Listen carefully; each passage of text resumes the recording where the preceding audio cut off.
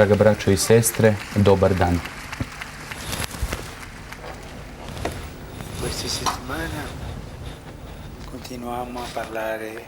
Ovaj tjedan nastavljamo govoriti o crkvi. Kada ispovijedamo svoju vjeru, kažemo da je crkva katolička i apostolska.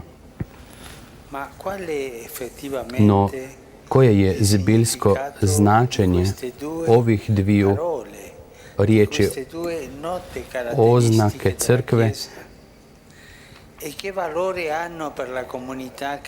i koju vrijednost imaju za kršćanske zajednice i za svakoga od nas? Katolička znači univerzalna, sveopća. Potpunu i jasnu definiciju nudi nam jedan od crkvenih otaca u prvim stoljećima, Sveti Čiril Jeruzalemski, kada tvrdi: crkva je bez sumnje katolička, što znači sveopća. I to stoga što je raspoređena posvuda od jednog do drugog kraja zemlje. I jer općenito i bez mane nezabludivo naučava sve istine koje bi trebale doprijeti do ljudske savjesti, bilo u pogledu nebeskih, bilo u pogledu zemaljskih stvari. Vidljivi znak katoliciteta crkve jest to što govori svim jezicima. I to nije ništa drugo doli učinak pedesetnice. Duh Sveti je zapravo onaj koji je apostole i crkvu učinio sposobnima da pronesu svima do nakraja zemlje radosnu vijest spasenja i Božje ljubavi. Crkva je rođena kao katolička, suglasna, simfonijska od početka, te ne može biti doli katolička, predviđena za evangelizaciju i za susret sa svima.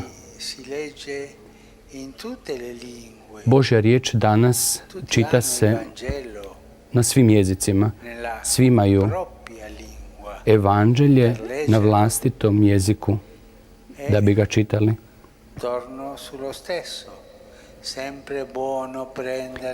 Vraćam se onom istom. Dobro je uvijek nositi sa sobom malo evanđelje, nositi ga u džepu, u torbi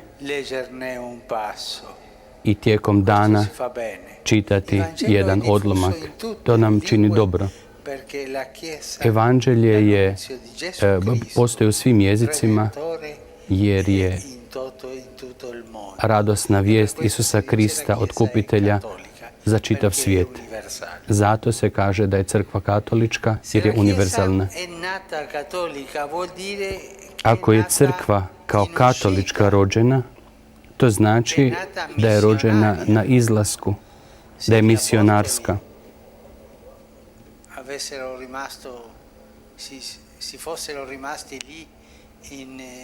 Ako bi apostoli ostali zatvoreni u dvorani posljednje večere bez da su izašli navještati evanđelje, crkva bi bila zatvorena za one koji su bili u čenakolu dvorani posljednje večere. Ali oni su izišli u svijet. U trenutku rođenja crkve, u trenutku kad je došao Duh Sveti, crkva je rođena u izlasku. To znači da je misionarska. A to želimo izraziti kada kažemo da je apostolska. Apostoli pronose radosnu vijest da je Isus uskrsnuo. Ovaj nas pojam podsjeća da je crkva na temelju apostola i o nastavljanju na njih poslana svim ljudima navijestiti evanđelje koji prate znakovi Božje nježnosti i snage.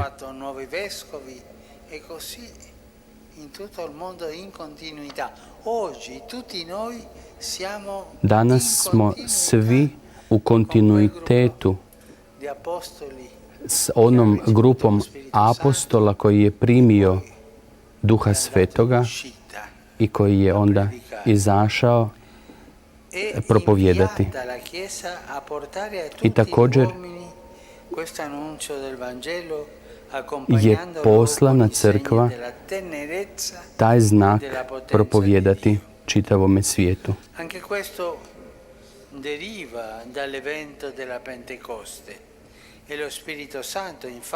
To također izvire iz događaja Pedesetnice. Duh Sveti zapravo nadilazi svaki otpor. Nadvladava napast da se zatvorimo u sebe među malobrojne izabranike, te da se smatramo jedinim baštinicima Božjega blagoslova.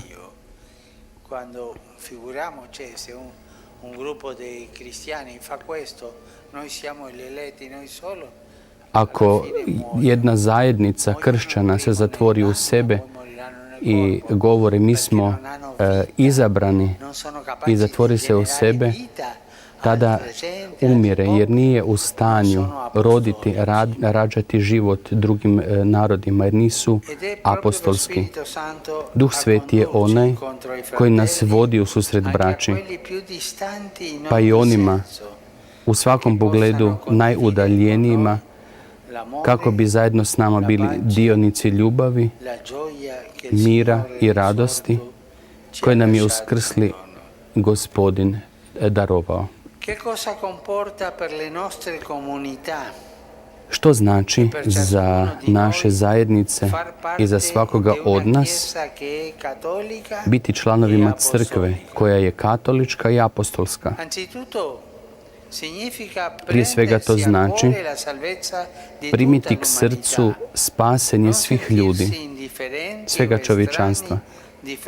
Ne osjećati se indiferentnima ili strancima pred tolikom našom braćom, nego otvoreni i solidarni prema njima. Nadalje znači imati osjećaj za puninu, za potpunost, za sklad kršćanskog življenja,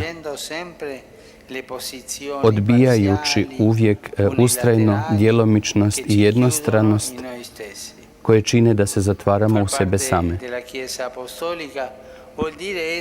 Biti dio apostolske crkve znači biti svjesnima da je naša vjera usidrena u navještaju i svjedočanstvo samih Isusovih apostola. Usidrena je na jedan dugački lanac koji od tamo dolazi. Te se stoga trajno osjećati poslanima u zajedništvu s nasljednicima apostola, biskupa, srca ispunjena radošću, navještati Krista i njegovu ljubav cijelom čovječanstvu. Ovdje bih se želio sjetiti herojskog života tolikih misionarki i misionara koji su ostavili svoju domovinu da bi pošli navještati evanđelje u druge zemlje, na druge kontinente.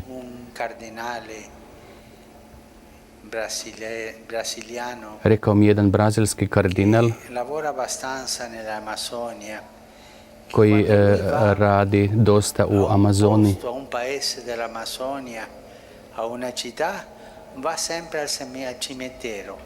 U mjestu kamo dolazi ide najčešće često na groblje gdje vidi grobove tih misionara, svećenika, časne braće, časnih sestara koji su pošli propovijedati evanđelje. On razmišlja, svi ovi sada bi mogli biti kanonizirani, proglašeni svetima. Ostavili su sve da bi navještili Isusa Krista.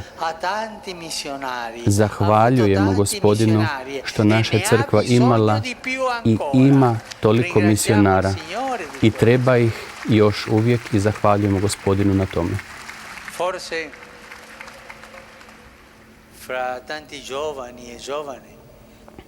Možda između tolikih mladića i djevojaka koji su ovdje, netko želi postati misionar, neka ide naprijed. To je radost, neka bude hrabar navještati evanđelje. Zamolimo sada Gospodina da u nama obnovi dar svojega duha, kako bi svaka kršćanska zajednica i svaka krštena osoba bili izražaj Svete Majke Crkve, katoličke i apostolske. Hvala.